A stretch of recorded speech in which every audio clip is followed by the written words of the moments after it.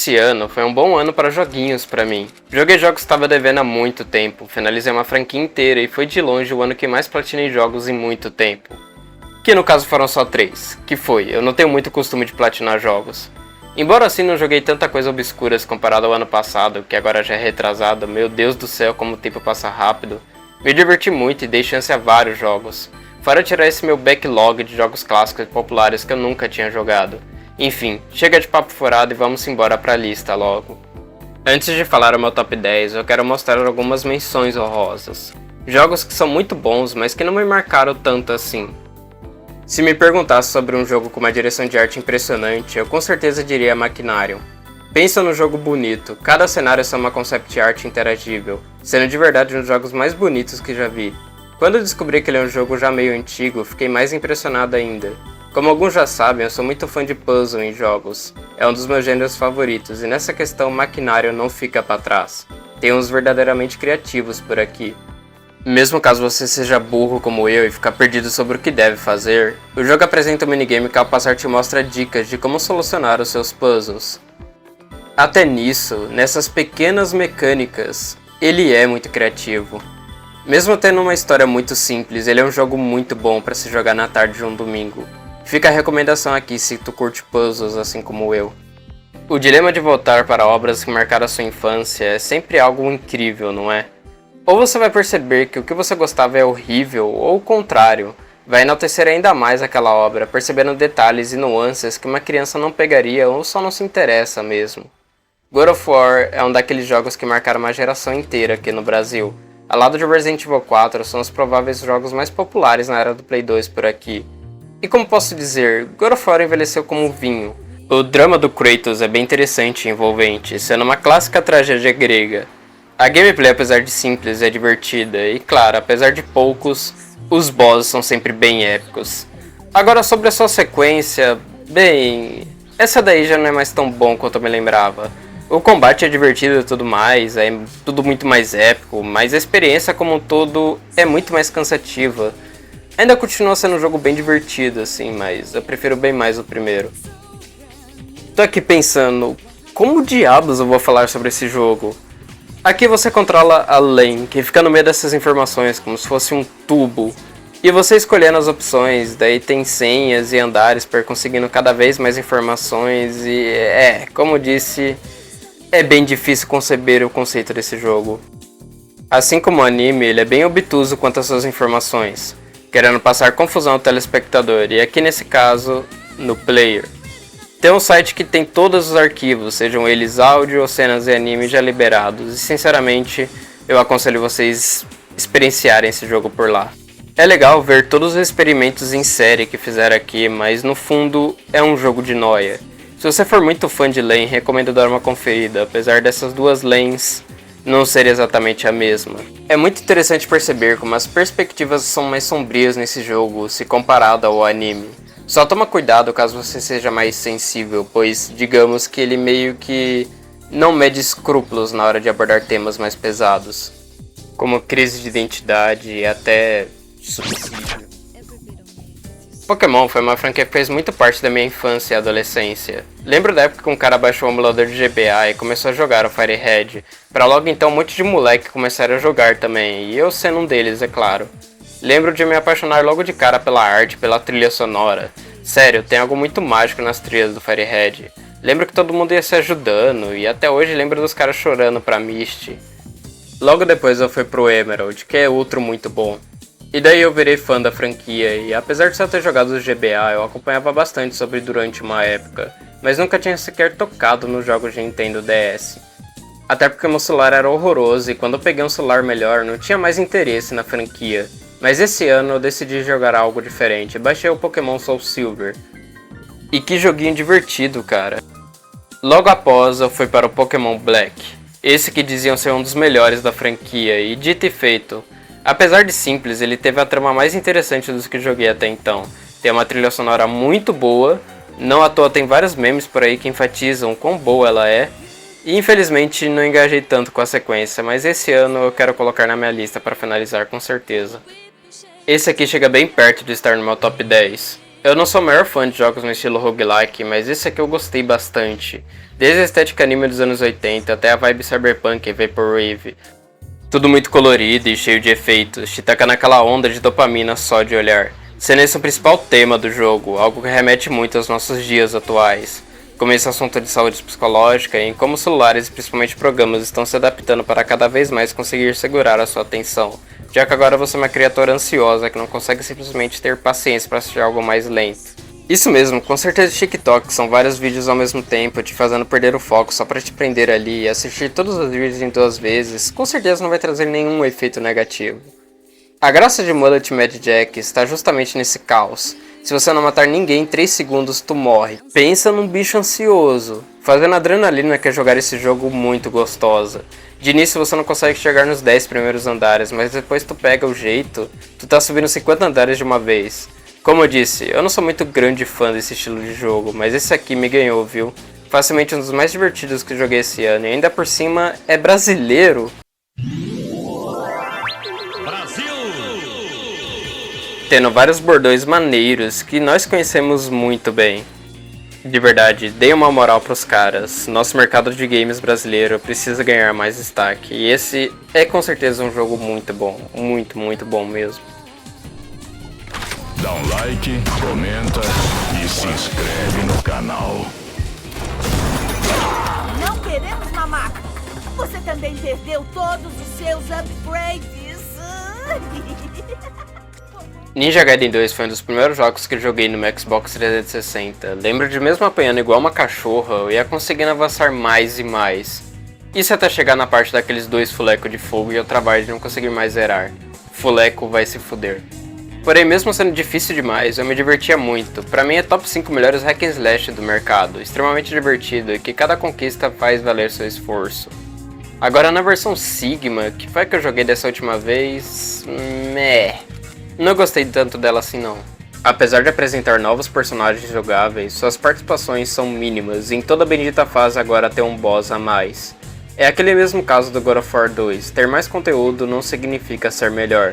Se não fosse a versão Sigma, com certeza estaria mais alta e até no meu top 10, mas ainda assim, digo que vale a pena dar uma chance a Ninja Gaiden 2. Pode ser difícil, pode ser frustrante, mas ele é um dos melhores hack and slash no gênero que hoje se encontra difícil encontrar jogos nesse nível de qualidade.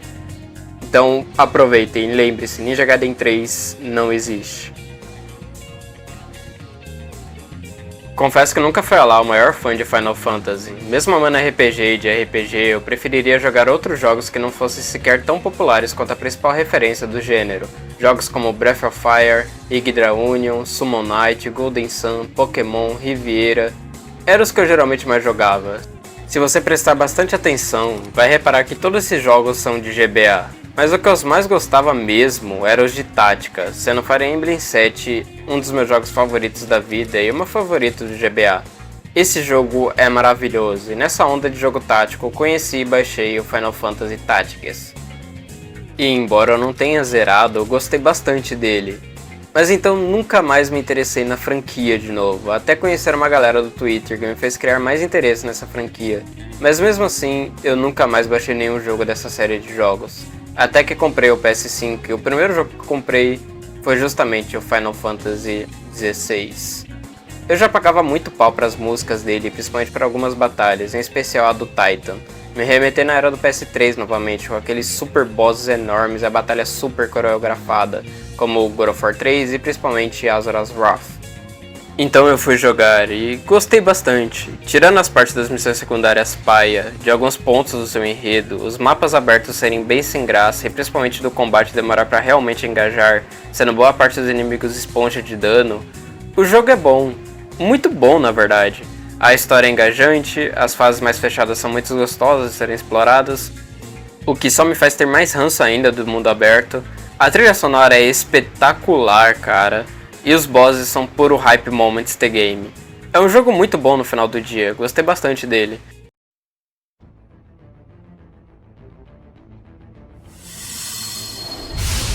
Deu pra perceber como o Hack and Slash foi bem presente pra mim este ano. Joguei DMC, Ninja Gaiden e agora finalmente Metal Gear Rising. E o que eu tenho pra dizer sobre esse jogo é que ele é o hype moments the game mais hype que o próprio FFX Videos lá. Aqui é confronto desenfreado o tempo todo, e como esperado no jogo da Platinum, a gameplay aqui é de extrema qualidade. Palavras não descrevem o quão maneiro é poder picotar seus inimigos em 1000 pedaços. As batalhas contra os chefes, então, cada uma sendo uma skill check, lembro de passar dificuldade no Mason, já que não havia manjada como se dava parry. Então apanhei, mas apanhei mesmo, até descobrir como enfrentá-lo. E assim seguiu com o Sen, que é uma skill check geral de todas as mecânicas do jogo, facilmente minha batalha favorita. O Armstrong é uma puta luta conclusiva, e a trilha sonora desse jogo, meu Deus, que OCT boa do caralho.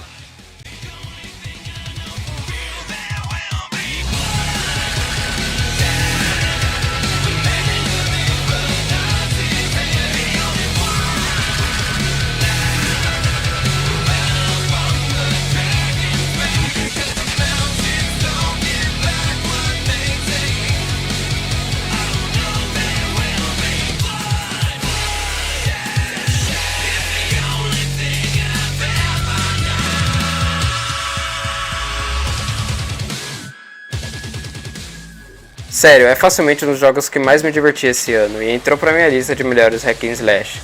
Óbvio que com um título de Metal Gear, os caras tentam meter elementos da franquia nesse jogo também, como o stealth, mas sinceramente nem tenta ir muito a fundo nisso aí não. O jogo foi feito pra ser um bom combate e é um bom combate que ele vai te entregar.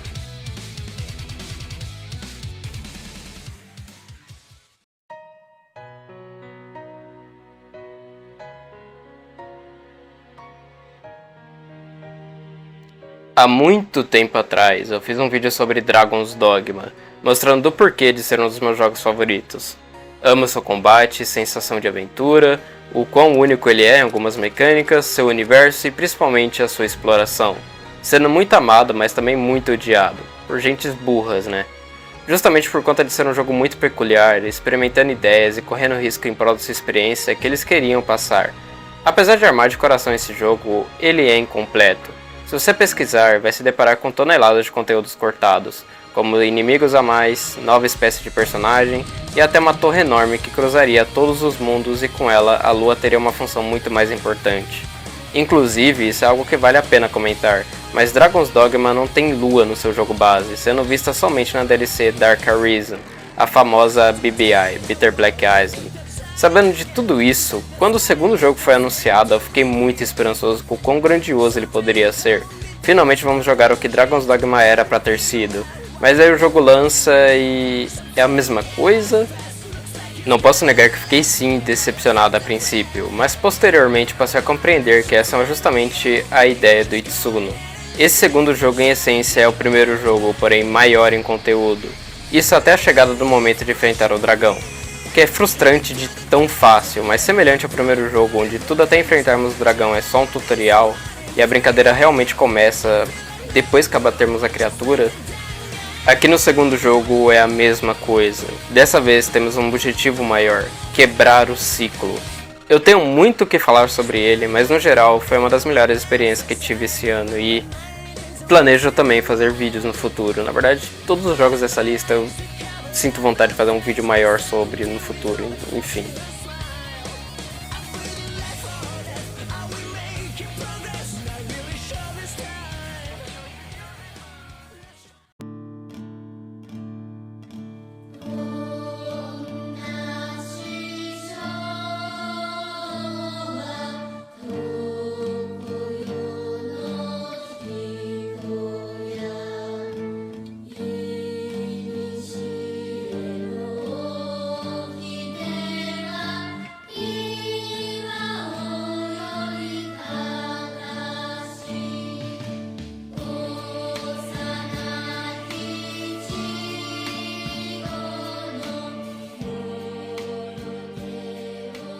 Eu fiz um vídeo recentemente falando sobre este, mas resumindo, Silent Hill F foi um dos jogos que mais fiquei no hype nos últimos tempos, e quando finalmente saiu, o que recebi foi uma experiência bem conturbada. Horas eu gostava bastante, horas eu detestava.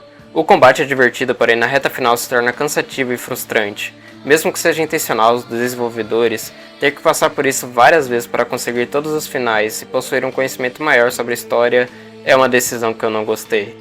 Mas daí você chega no NG+, e descobre que ele está mudando o jogo. Ele está brincando com seu conhecimento de já ter finalizado uma vez, narrativamente simbolizando os ciclos. O jogador irá passar várias vezes pelas mesmas situações, mas com pequenas mudanças. Mudanças essas que vão te dando mais contexto sobre aquele mundo, e assim como a Hinako, a cada novo ciclo completo, vamos amadurecendo junto com ela, até verdadeiramente encontrarmos uma beleza no horror.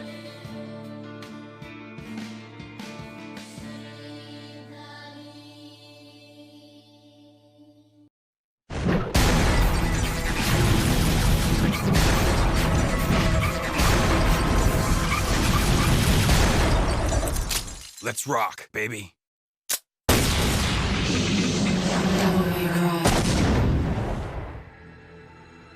Devil May Cry foi a franquia cuja eu finalmente joguei por inteiro este ano.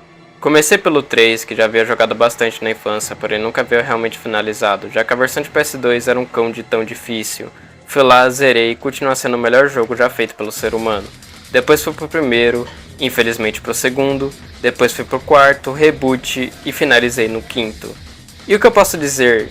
Que franquia mais complicada, hein? Cheio de altos e baixos, o primeiro é fantástico, daí vem o segundo que é horroroso, que jogo bosta, sai daí. O 3 que é o Kino, então tem o 4 e o Reboot que são bem mid, e o 5 que subiu bastante no meu conceito. Agora que eu entendo todas as referências e o verdadeiro peso que ele carrega, agora acho que ele é um jogo bom, mas meio que para por aí também. Se eu tivesse que escolher um para estar presente no meu top 10, eu escolho o primeiro Devil May Cry. Teve uma história de origem bem curiosa, sendo planejada como uma sequência de Resident Evil, porém a história era tão viajada que xingaram um cara responsável por aquilo. E quem seria esse cara? Simplesmente Hideki Mikamiya, quer dizer, Kamiya. Pra mostrar como ele é, basta mostrar essa foto dele mais novo. O cara vive tokusatsu, mas infelizmente existe um mal que paira sobre todos os homens. A calvície. Tá explicado porque ele é tão revoltado no Twitter, enfim. Eu amo quão experimental Devil May Cry é. Sua gameplay pra época foi revolucionária, Dante um personagem extremamente maneiro, e bosses e mecânicas bem diferentes que até mesmo nessa franquia não se repetem. Até por conta de ser tão experimental e à frente da sua época, influenciou uma série de outros jogos. Claro, não é perfeito, na verdade bem longe disso. A câmera é triste em boss fights, o Dante é feito de vidro e morre em 2 tapas e tem um Nightmare. Eu e meus manos não fechamos com Nightmare, mas apesar dessas críticas, ainda é um jogo que marcou bastante. Não à toa está aqui no meu top 10.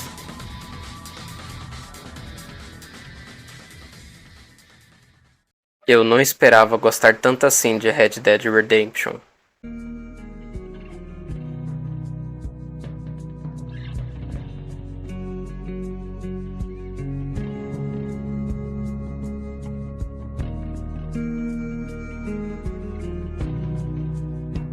Já sabia da qualidade do mesmo, afinal até hoje é extremamente bem elogiado a internet afora e até mesmo bem odiado por alguns.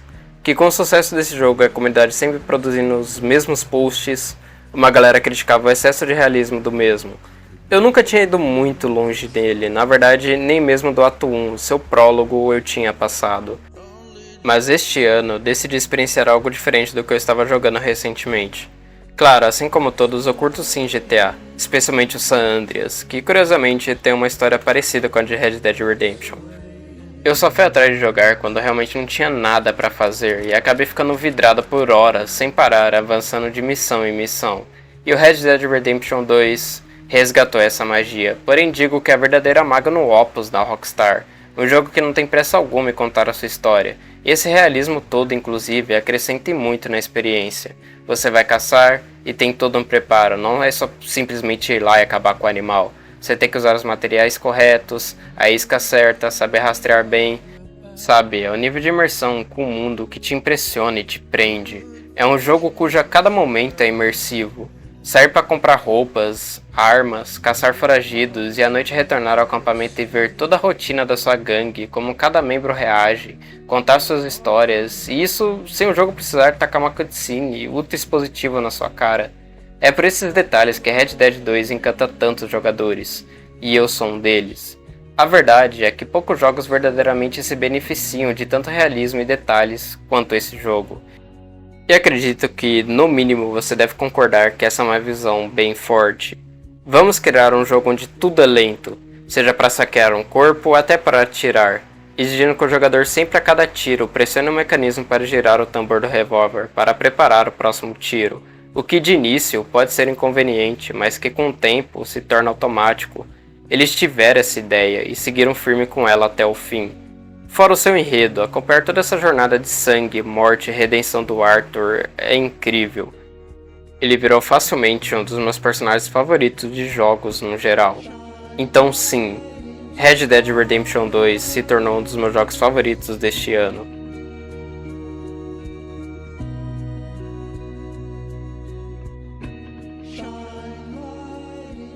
Exceto por essa parte da guerra, quem que teve essa ideia, senhor? Virou Uncharted agora? Saiu de Kino pra mid, de um capítulo pro outro? Que isso, cara?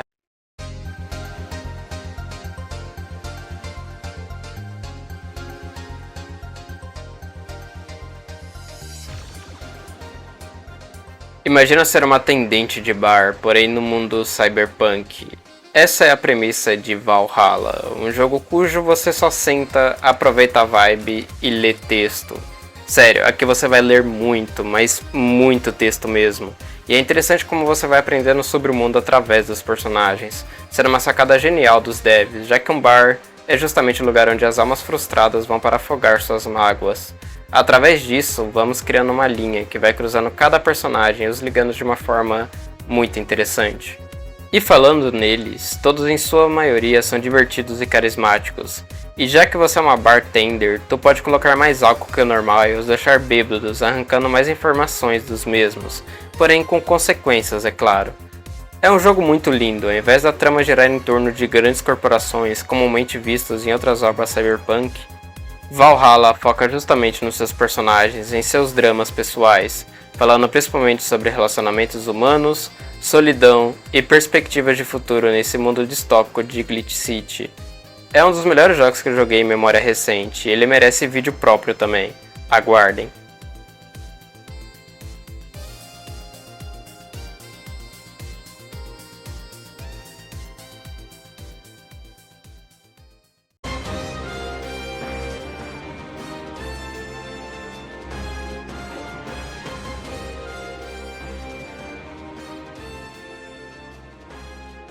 Metaphor, à primeira vista, parece mais do mesmo, inclusive me desanimando bastante durante algum tempo após o primeiro trailer de gameplay.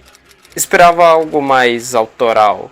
Para alguém que acompanha esse jogo desde a época que ele só tinha concept art antes, sendo conhecida como Project Refantasy, eu tinha grandes expectativas para com ele. Porém, ao ser anunciado e ver que ele se assemelha muito aos personagens mais modernos, eu confesso que brochei e perdi grande parte do meu interesse. Mas vamos lá. Eu conheço a Atlus há um bom tempo, e após entrar na franquia Megami Tensei, eu me apaixonei por essa franquia, se tornando a minha favorita. Claro, eu sou muito fã de Persona também, até por fazer parte da mesma franquia, mas queria algo mais diferente. Mas então, resolvi dar uma chance, e eu adorei o jogo. Sim, ele não é muito autoral, justamente por ser uma espécie de homenagem da Atlus, misturando seus principais jogos. De Shin Megami Tensei temos o Meg, de Magnetite novamente, porém aqui fizeram a releitura como Magla. O vilão, Louis, é muito semelhante ao Lucifer, até em seus ideais, e a forma dos arquétipos lembra muito o digital da Evo Saga. Desde a árvore de habilidades até a ideia de se transformar nas suas próprias entidades. De Persona, óbvio, temos o Social Links, que está aqui mais polido e de certa forma maduro também. Dessa vez não tem mais a opção de namorar garotas, o que evita muitos diálogos meio cringe e o desperdício de estragar a reta final do seu laço com o personagem só pra forçar um romance. E de Atria Odyssey temos todo o mundo do jogo. Tem até mesmo uma fase desse jogo em Metaphor, e é curioso como ele teve mais dungeons interessantes que o Shin Megami Tensei V, sendo que essa é uma das características mais marcantes da série, enfim. Ao final, eu me diverti bastante com esse jogo. Seu combate é o melhor que o Hashino já fez, as homenagens são legais, o visual é ótimo, a trilha é muito boa, e por aí vai, esse jogo tem muita qualidade. Particularmente eu gosto de criar paralelos entre Metaphor e Elden Ring. Ambos são uma celebração, misturando tudo que deu certo em suas franquias passadas, enquanto criam coisas novas. Ao menos Elden inovou o suficiente com o Open World, e em Metaphor o que mais destaca ele é o seu combate em tempo real, que é bem simplório, e o controle de templo que é mais exigente agora. No fim, Eu gostei bastante dele, tanto que cheguei até a platinar. E a maldição de todo ano ter algum jogo da Atlus na minha lista vai se manter, pelo visto, por muito mais tempo ainda.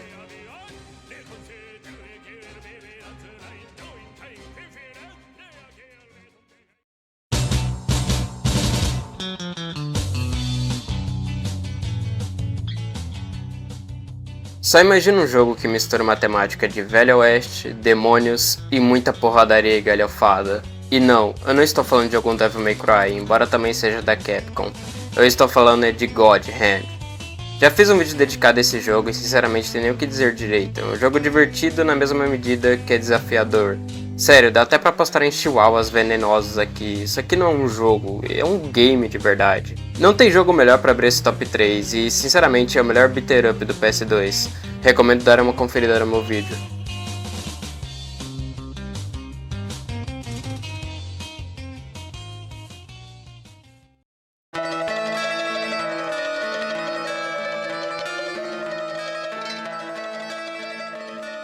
Como eu já disse no Silent Hill F, eu sou muito fã de Silent Hill 2 e 3, mas nunca sequer tinha tocado no seu primeiro jogo. Pois é, um puta fan poser da franquia. Foi nessa daí então que eu resolvi seguir os passos do mago e jogar todos os jogos, porque essa é a diferença entre o fã e o fanboy.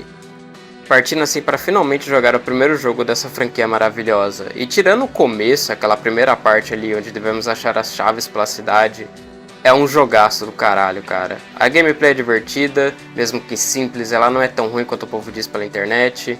Os cenários são muito bons, tendo muita inspiração em Jacob's Ladder, que é um puta filmaço, diga-se de passagem.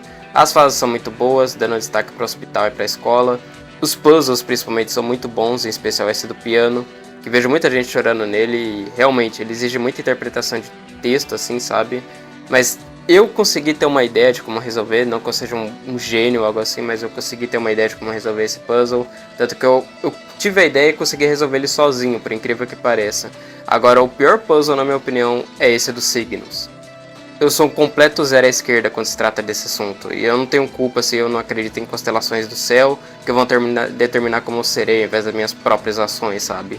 Mas voltando ao jogo, até o enredo conseguiu pegar minha atenção. Facilmente um dos melhores jogos do PS1 e no mínimo top 3 da franquia Silent Hill.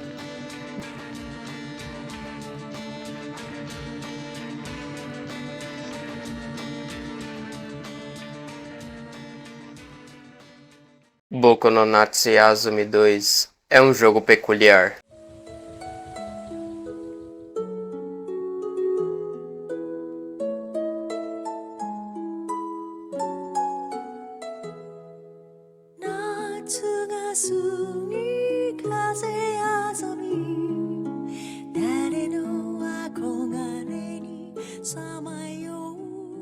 Disparado é o mais autêntico dessa lista. Nele, ao contrário dos outros jogos onde somos um pistoleiro, um caçador de demônios ou até um andarilho em busca de matar um dragão, aqui somos apenas uma criança, mas ao contrário do que você pensa ao olhar pra ele, de que vai ser só mais um jogo infantil, você não está errado, mas não é bem assim.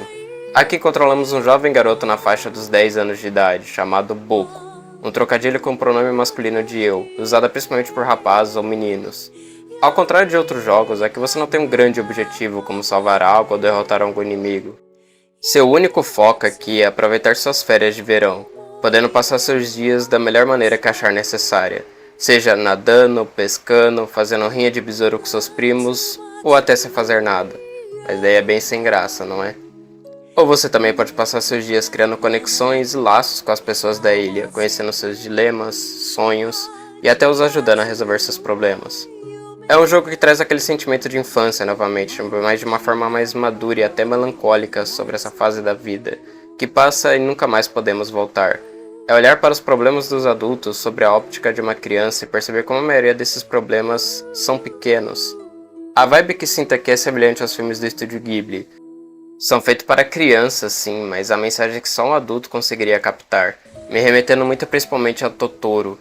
É um dos jogos mais lindos que já vi e certamente meu favorito desse ano, sendo um tipo de experiência de quem realmente enxerga jogos como arte, que torna essa mídia tão poderosa. Aliás, esse jogo faz parte de uma franquia inteira e eu tô realmente muito curioso para conhecer mais. Duro que a maioria dos jogos são bem obscuros e não tem tradução nem sequer para inglês. Mas fica a dica aí, caso você queira algo diferente, sabe? Tá cansado de ficar metendo tiro em inimigo, fazendo combos em Devil May Cry. Aqui é um jogo onde você pode ser uma criança e criar laço com outras pessoas, entender seus problemas, ajudá-los a resolver. É um jogo muito bonito e muito profundo, de verdade. Se você assistiu até aqui, eu lhe agradeço muito de verdade pela atenção. Eu quis fazer esse vídeo só para eternalizar os jogos que eu joguei, né? Mostrar também o que eu joguei, né? Dar uma forma de análise assim. Até para servir de recomendação para outras pessoas, porque eu jogo alguns jogos que, digamos que não são tão populares assim e pode servir de atrativo para muitas pessoas que estão procurando algo diferente, sabe? Enfim, tá aí. Mais um vídeo para começar o ano, não deixar o canal parado por muito tempo e eu quero me focar mais nesse ano. Eu quero fazer mais vídeos nesse ano, inclusive eu tô com ideia de fazer uma série de jogos aí, fazer um vídeo sobre uma certa série de jogos aí. E vamos ver se vai dar certo, eu vou me esforçar para dar certo, vou me esforçar para trazer isso para esse canal, tentar fazer pelo menos um vídeo por mês. Mas é isso. Até a próxima.